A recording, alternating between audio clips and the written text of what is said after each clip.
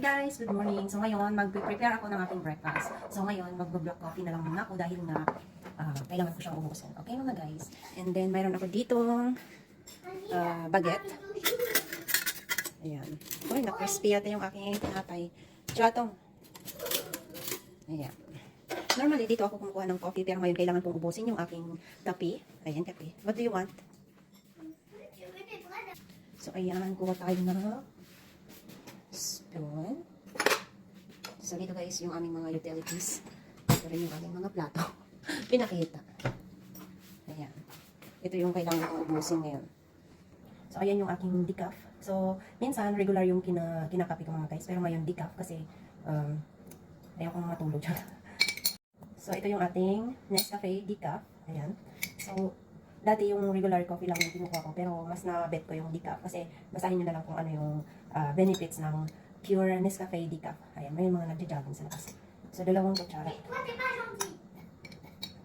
Ayan mga guys, kape tayo. Good morning. And isa lang yung nilalagay kong sugar. Ayan. Kasi para hindi siya masyado makatit mga guys. Okay. Tingnan nyo yung may nagja-jogging doon sa labas.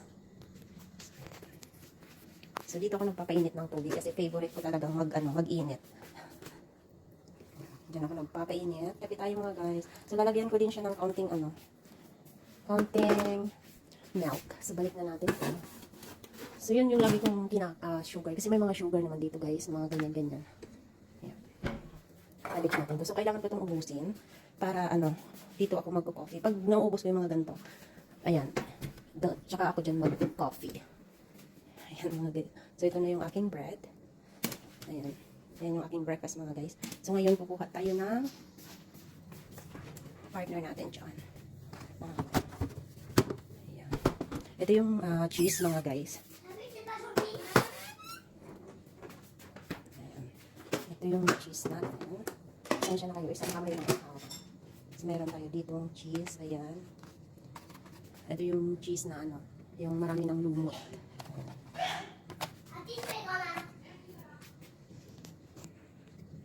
Good morning guys! So ready na yung aking breakfast. Ayan. So si Aling Tala, ang breakfast niya ay, what do you have? What do you have? Malitil tangko? Breakfast. And then, ako naman mga guys, ang breakfast ko ay, ayan, baguette, tapos itong cheese. Ayan yung aking cheese. Ayan. And meron ako ditong black coffee, orange juice. Ayan. So, breakfast tayo mga guys. May mga ibon doon. Ayan. So, pag may mga dumadaan dyan sa kalye, nakikita na namin kasi bago yung halaman doon na tinanim. Kasi pinalitan na yung parang bukid. So, ganito yung itsura na ngayon mga guys. Gray. Hindi siya masyadong maaraw ngayon. Pero, hindi naman lamig mga guys. Febrero. February. Tapos, ayan. Good morning, good morning. Breakfast tayo. Nandun sa opisina yung aking biyanan.